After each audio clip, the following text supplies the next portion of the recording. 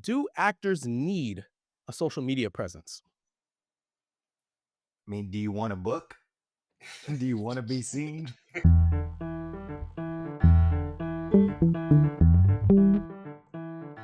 What's going on, everybody? My name is Hasia Muhammad, and you are listening to The Actor's Instrument, where we discuss the essential qualities you need to stand out in the entertainment industry.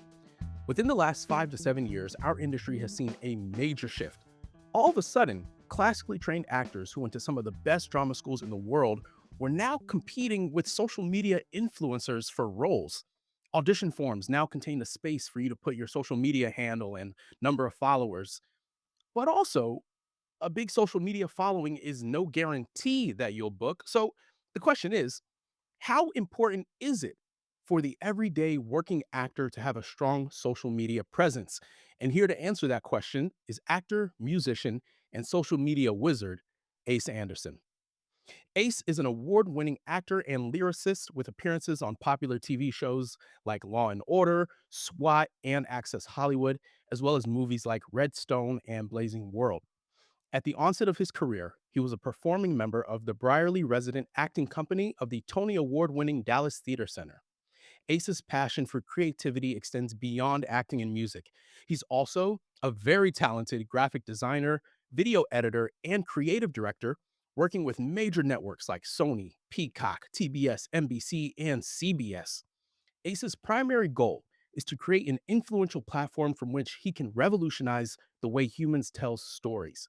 He's a passionate advocate for health and wellness and runs One Great Vegan, a brand that teaches people how to create healthy, colorful recipes through music and singing, with over a quarter million followers on just their Instagram alone. Ace, thank you so much for joining me, man. What's going on, Hasia? I'm great to be here. All right, all right, all right. Let's cut to the chase because this is it's such a hot topic right now. Do actors need a social media presence? I mean, do you want a book? Do you want to be seen? No, yeah, I mean, it's not that you need it to be successful. However, when we're talking about a certain level of success, we can look at all the greats like Sylvester Stallone, like Spike Lee, like Tyler Perry, like Will Smith.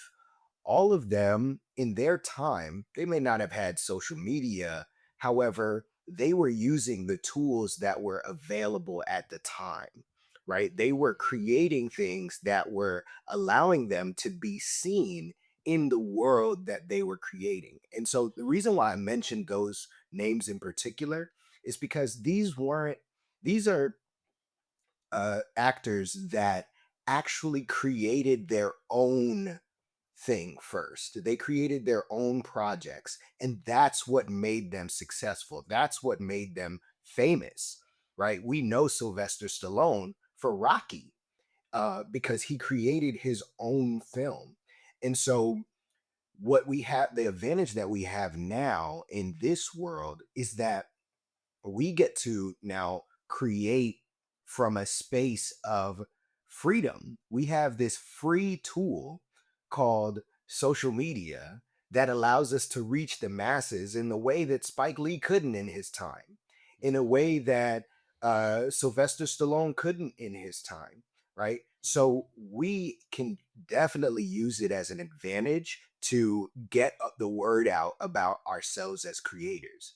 The reason why I'm on this podcast is because of social media, arguably so, right? We Mhm. may have had a connection through Young Arts. Yeah. However, getting to actually do social media and you seeing that the reach that I'm having and the engagement and the videos that I'm creating consistently, I'm producing my own content, and you're now aware of it and more people are aware of it, which means that there's more opportunities for me to be seen. So Yeah. even as a product of being on this podcast, something may come of it where somebody's like, "Oh, that's a cool actor. I want to find out. Let me follow him on social media. Let me see what he's doing. Hey, oh, he's the perfect type for this film that I'm working on. Hey, Yeah. Ace, you want to work on this film with me? Oh, you also are a DP. You can also do that as well."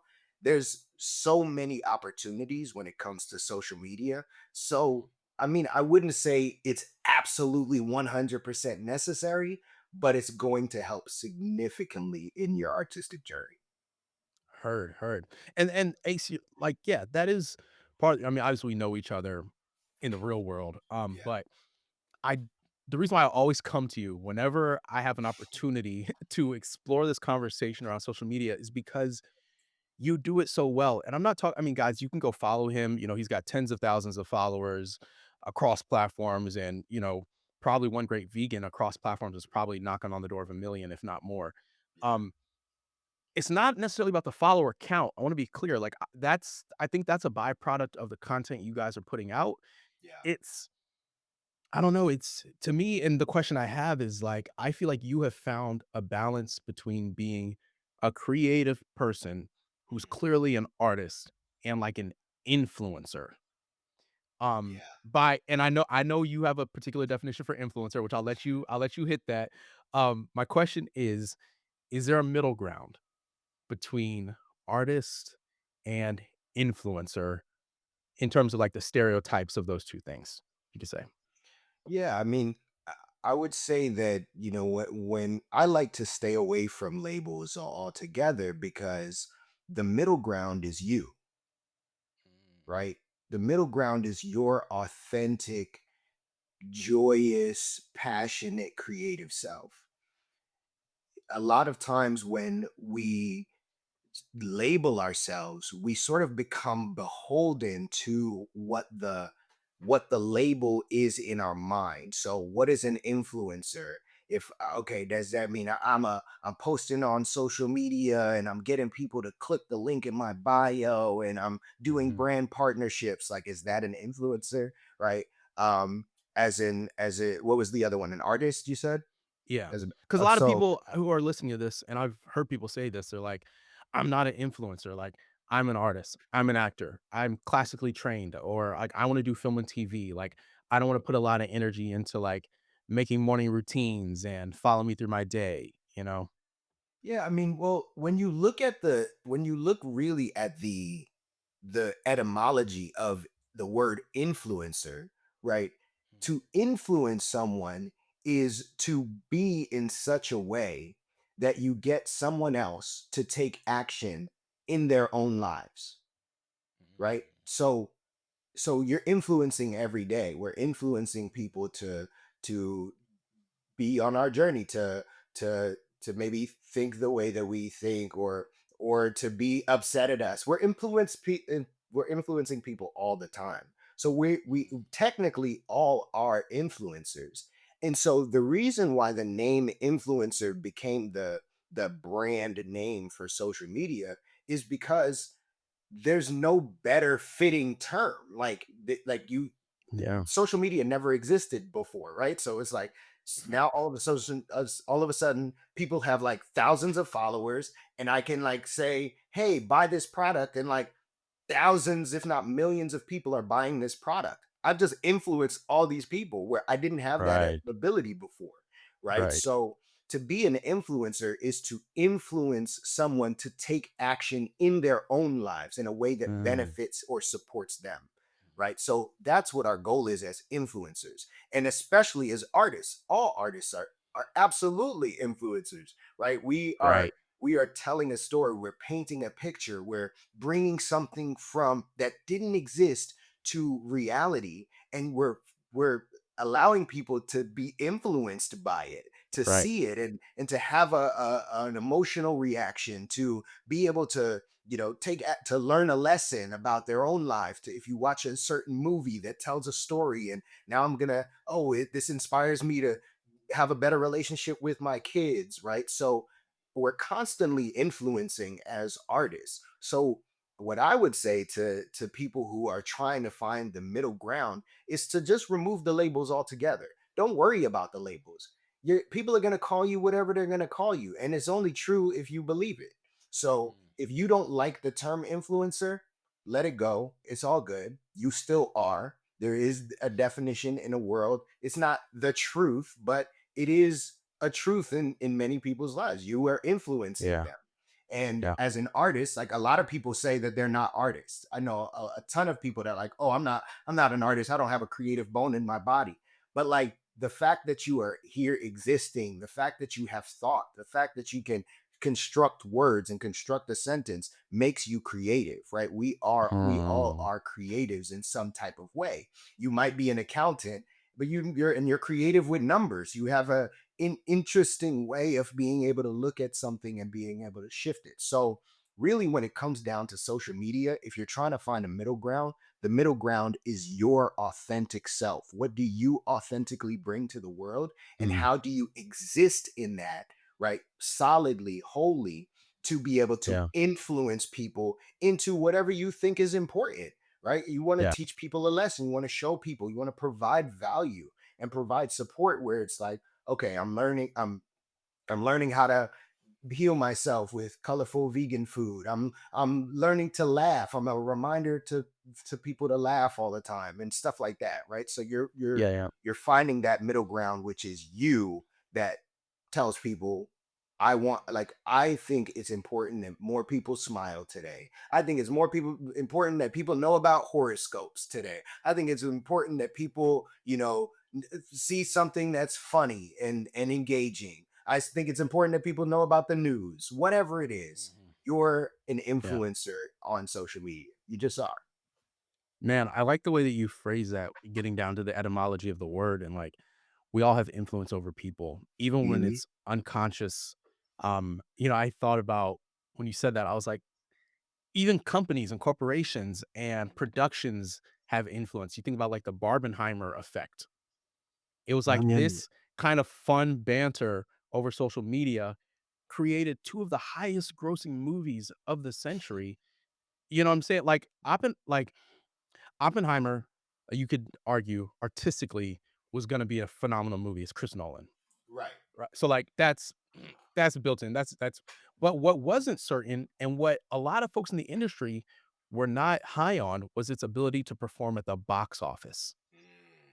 Movies are not doing great at the box office right now, and it is undeniable that Barbenheimer, that effect, uplifted both because it influenced you and me to go see. I mean, people who like I was seeing like jock looking dudes wearing pink going to the doing the double feature of Barbie and Oppenheimer. Like you're right. Like we all have influence. Yeah. Um, I I wonder because I know you and your wife put so much energy into your brands, into your social media presence.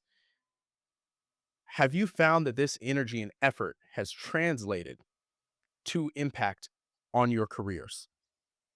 You're both Absolutely. actors. You both spend a ton of time on socials. Absolutely. And it's really incredible to see the journey.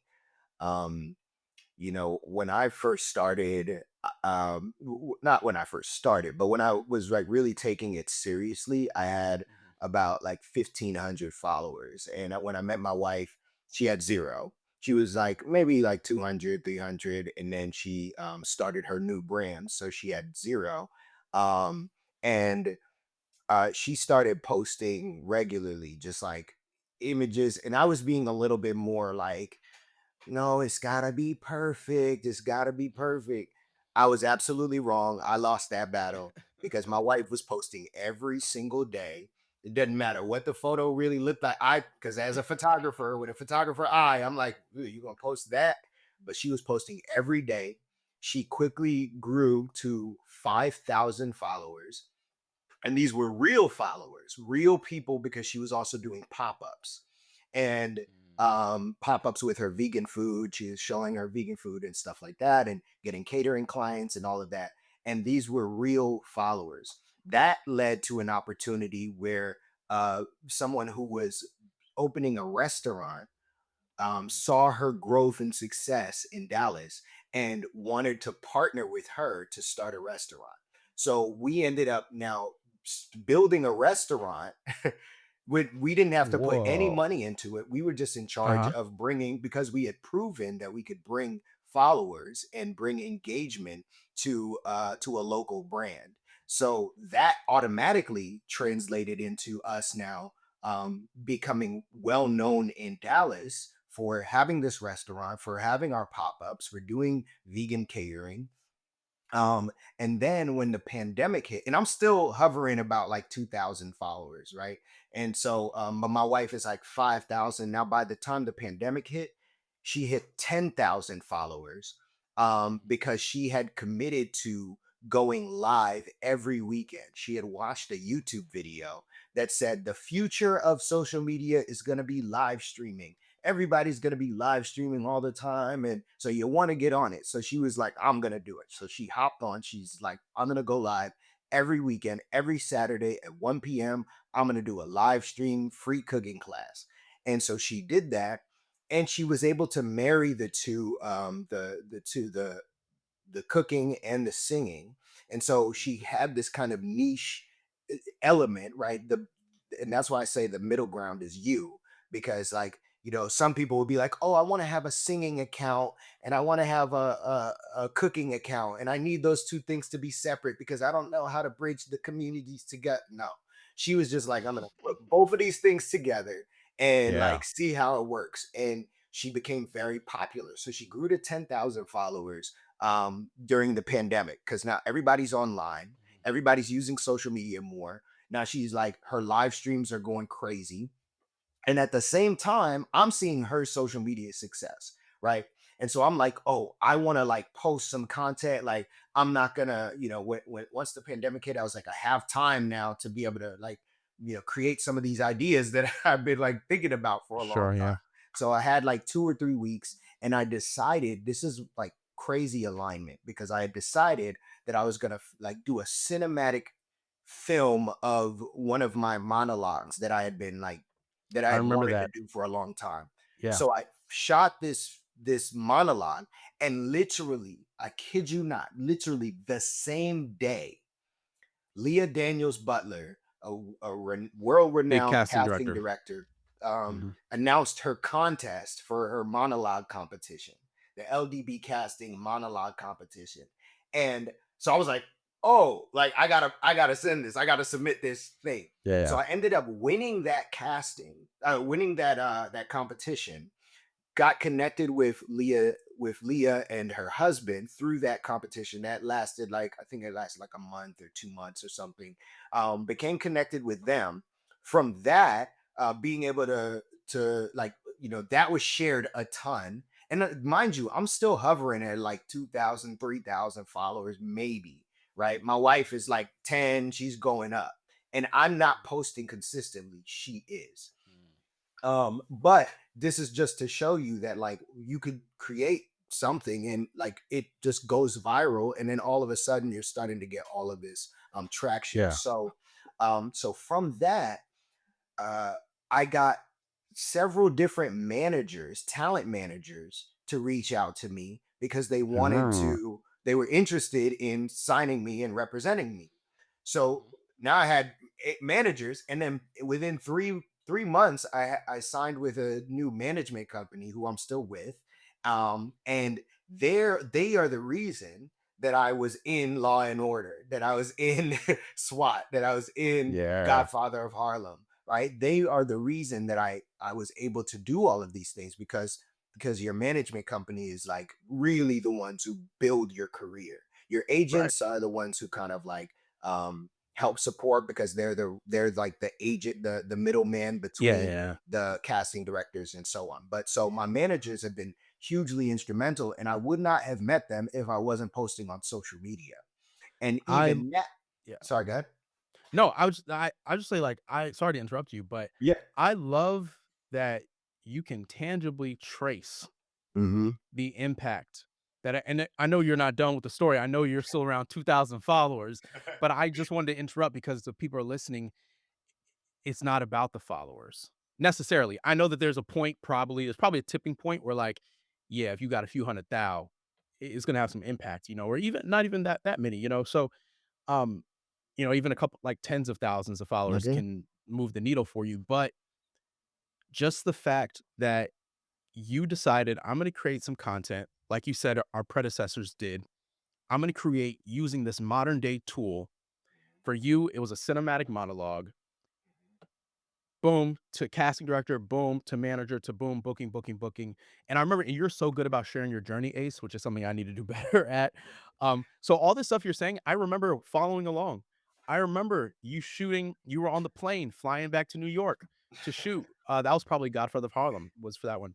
Yeah. Um, and also, I don't think I ever told you this. Quick story. You influenced me to do a cinematic monologue during the Mm. pandemic.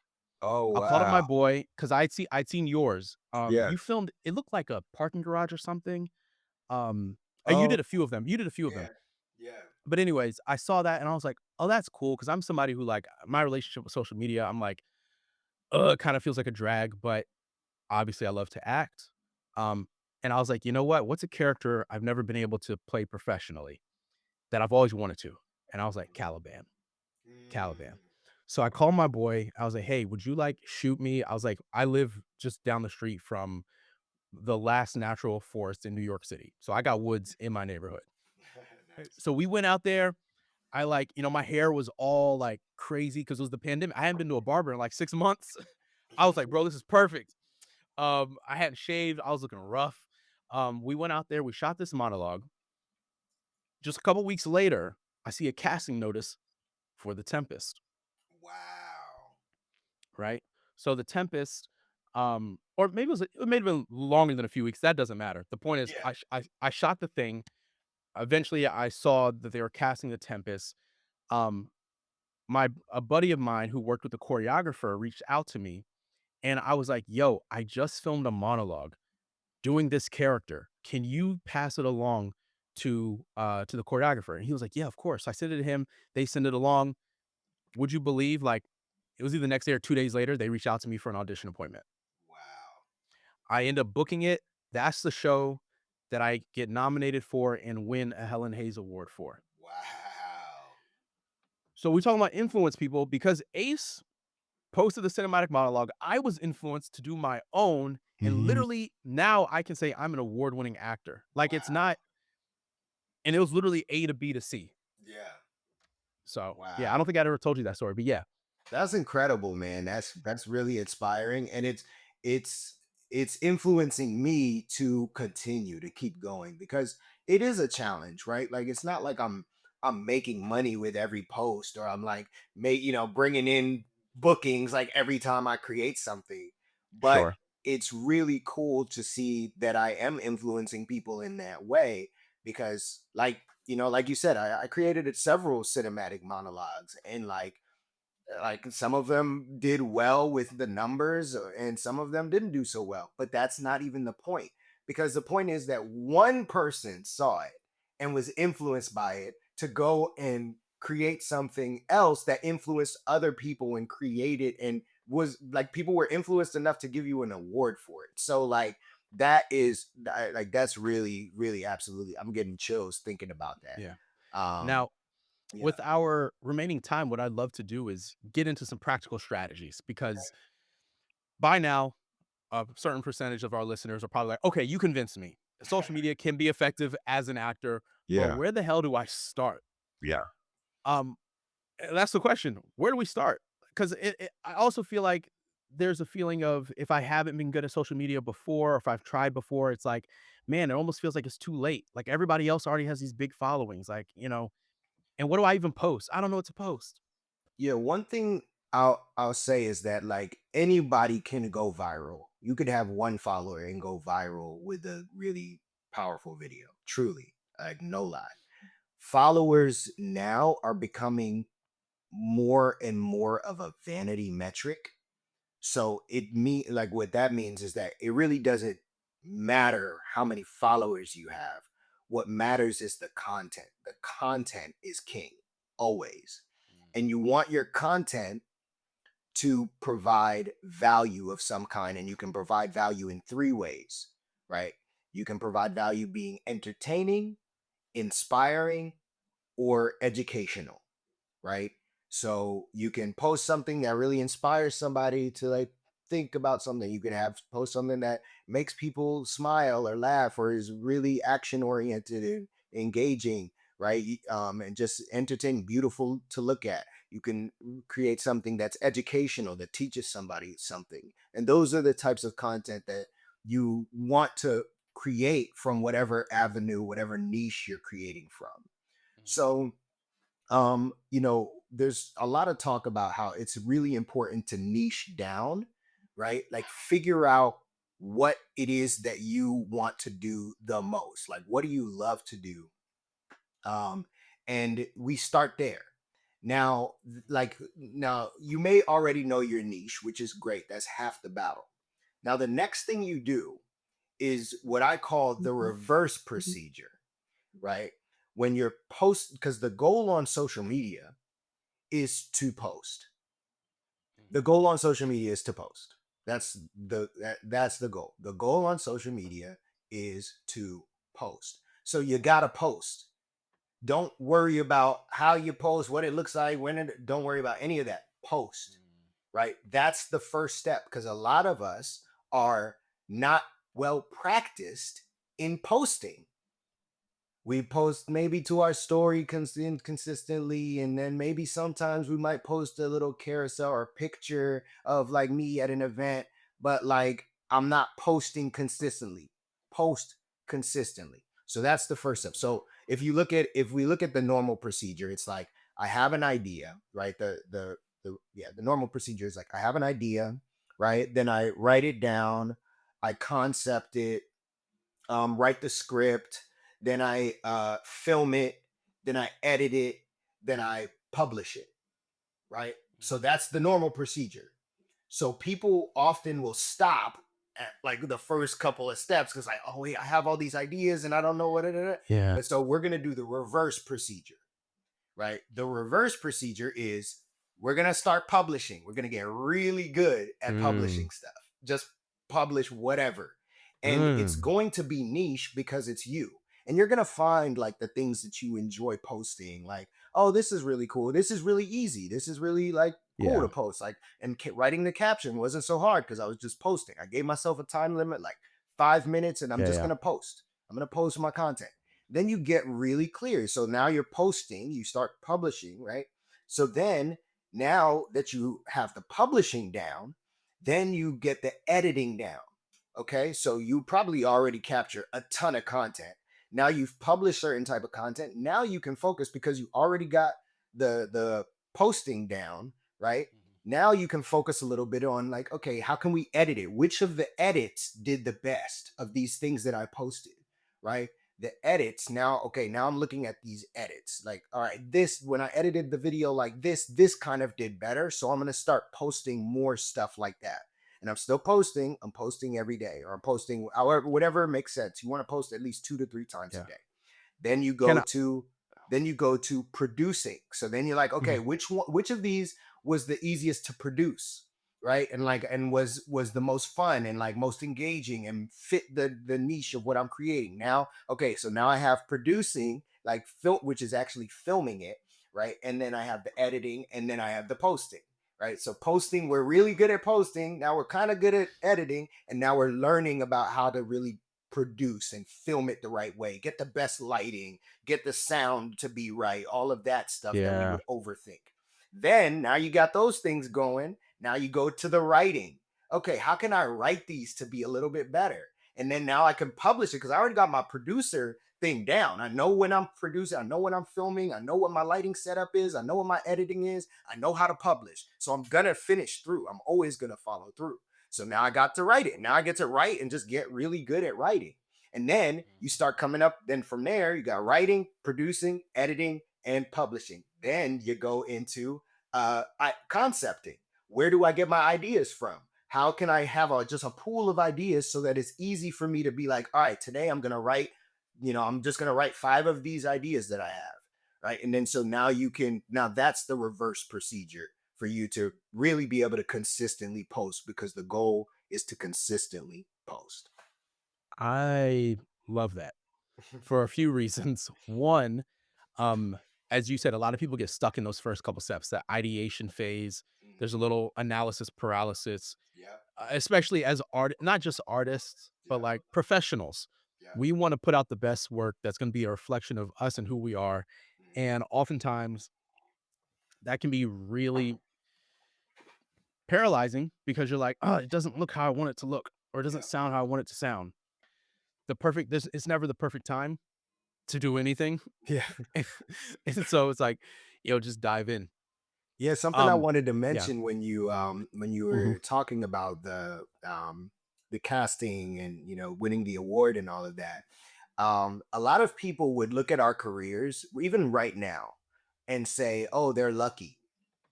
But the real definition of luck is when preparation meets opportunity, right? So with that Caliban monologue, you were prepared, right? With this monologue that I had already decided I was filming, I was prepared, Mhm. right? And the Yeah. opportunity showed up, right? Because Yeah. if the opportunity showed up and I wasn't prepared, I would be like, "Oh, I'm not really all that lucky." Right. Yes. And Stay if I ready was so you don't have to get prepared with ready. no opportunity, then it's like it doesn't matter. But my friend says, stay ready so you don't got to get ready. And like I live by that. Yeah. Oh, me too. Me too. Yeah. And it's a thing they say with like writers and filmmakers. It's like you got to have a bunch of scripts in your back pocket because Hmm. when one project pops off, everybody's going to be on you saying, "Okay, so what's next?" Yeah.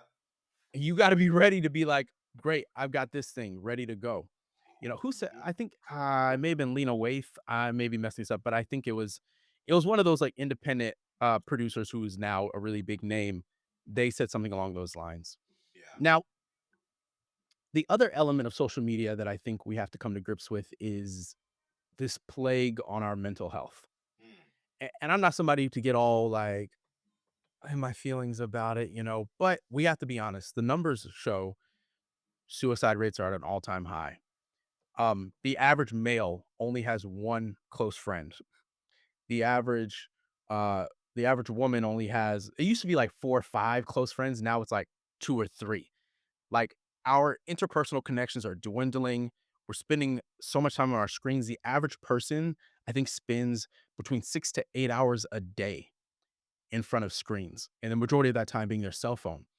So how do we find a balance between social media, consistent like posting? I got to post every single day. That feels like a lot of pressure. I got all this stuff going on. How do you balance that with your mental health? Well, the one thing I'll say is, to prioritize your own mindfulness over any social media, any work, not just social media, but like I do this practice, and sometimes I stick to it, sometimes I don't, and my days are much better when I do. Is that I have about a list of like 10 things that I like to do in the morning. Um, there's something called the miracle morning. I like to do these. There's 6 things. Say it's called the savers. That I like to do in the morning before I allow myself to touch my phone, right? Okay. So savers is an acronym. S is for silence. So you wake up, that's like a meditation practice, whatever. You can just have 10 minutes of silence, right? Just to reflect or think without being externally stimulated. Stimulated. Yeah. And then you have A, which is affirmations, right? So Mm. say or write down some type of affirmation. V is visualization. So if you have a vision board, or the video version is called a mind movie, you can watch your mind movie or look at your vision board, and that will help stimulate. And then E is exercise, and it doesn't have to be some crazy exercise. You just do like 10 push-ups, 15 push-ups, whatever you can do. Just like get your body moving, go on a walk around the Mhm. house before you really engage with the world or start checking email. And then R is reading. Read something that inspires you, that will put your mind in a really good, powerful place. And then S is scribing. So that's like journaling, right? Journaling down your thoughts, how you're feeling, what your intentions are for the day. Um, Yeah. and if you do those 6 things before you wake up, I mean, sorry, before you touch your phone, right after you wake up, it'll significantly improve your day, because you're now telling yourself that you are the most important right? Your time is the most important. What your health, your mental health is the most important. Now, when it comes to social media, you have to recognize that the algorithm is really smart. So if you're seeing content that is bringing you down, it's because you keep looking at that content. You keep engaging with that content, right? Mm. You can do There's so many different ways that you can go onto social media and click like not interested, right? On Instagram, you can go not interested and the algorithm will start to learn. Don't comment on things that you don't agree with. Don't do it Mm. because I think it's really funny because like I make vegan content and I like to trigger Yeah, like carnivores and stuff, and so the carnivores are always commenting on our stuff, and they're like, "Why is this on my feed?" Well, because you're commenting because on your it. comments. So, so the algorithm is like, "Oh, this person's engaging." The algorithm doesn't care whether the comment is negative or positive. It doesn't know. It doesn't know. It just sees that you're engaging with it. And the currency of Mm. social media is engagement. So stop watching stuff that is bringing you down. Stop clicking stuff. Stop liking it. Stop commenting on it. What was you have a question about that? Oh, no, this was me agreeing. I was like, Oh, I loved what you said about the currency being engagement. oh I yeah, do, uh before I ask my final question, I just wanted yeah, to, like, give you an opportunity. Obviously, I feel like there's so many different strategies and tools people can use from yeah. editing software to content calendars. Again, for somebody who has struggled on their social media journey, is there, like, one tool or process that you would recommend, to help somebody out? So I was I was originally using Google Drive to be able to like manage all my stuff, and then when AI, like anytime I came out with like a new script or anything, like um, I would put it into a Google document to like store it and just like, okay, this is where my ideas live. And then when AI came out and like I started using that more, like my ideas just grew a ton and like because I was just constantly bouncing ideas off of it. Um and I would say definitely do that, but that's not the tip that I'm gonna give. Use AI, but when I started using it, I got really overwhelmed and I felt like everything was out of place in like my Google document. I couldn't organize it until I Mhm. started using this application called Notion.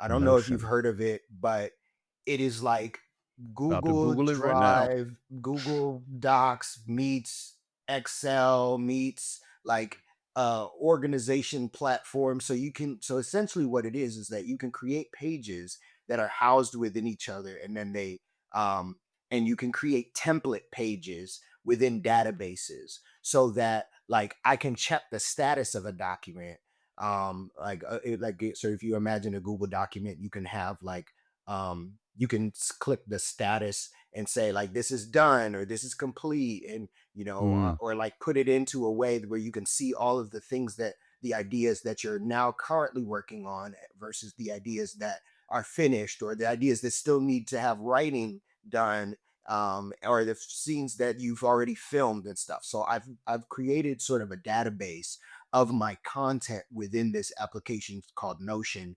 And it has absolutely changed the game because I've been able to capture all of my ideas and concepts, and organize them in such a way where I know, okay, I've already posted this one, or I get to repost this one, or this is when I posted it because I can put a date to it. So I would say explore Notion. Reach out to me if you have any questions about that, like, and we can go sort of in detail about how I use it. I do intend to eventually make like a demo video of of my process with heard. that, but I Mm, think if you're going to be like writing tons of content, you're gonna want to have an application like Notion at your bet. disposal where you can be able to organize all of your ideas. Cool. Well, shoot, Imma check that out. My social media, personal social media needs some work. Obviously, I've been most of my time is spent creating content for this podcast at this Yeah. moment, but Imma check it out. My final question to you, Ace, in regards to Ace, the actor, is what is your defining quality that you bring to the table as a storyteller?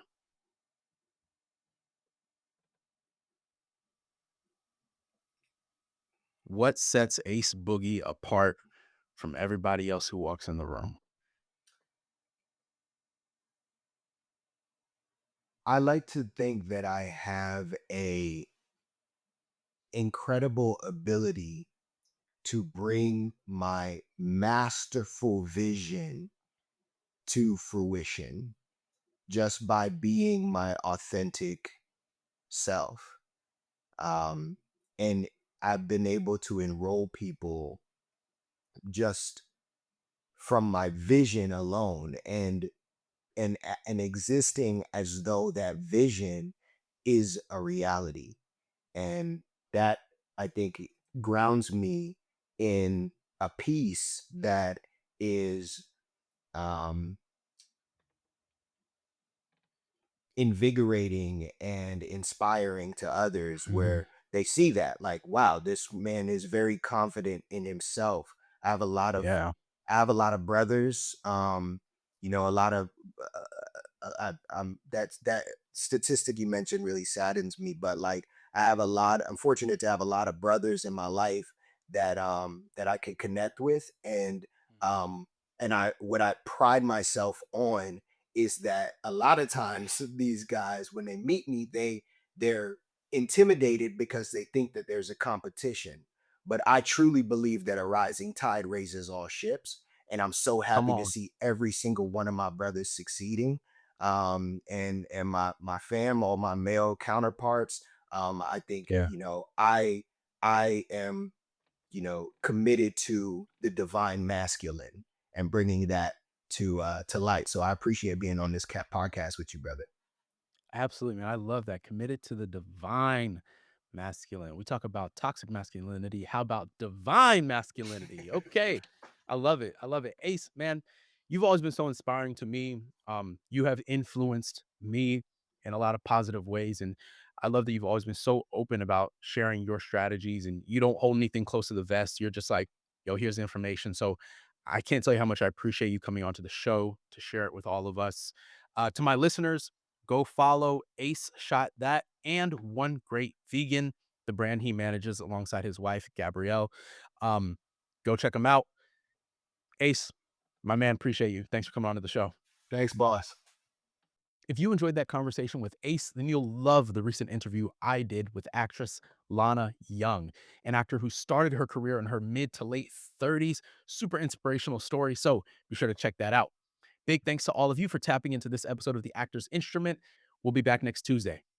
Till next time, y'all. Peace.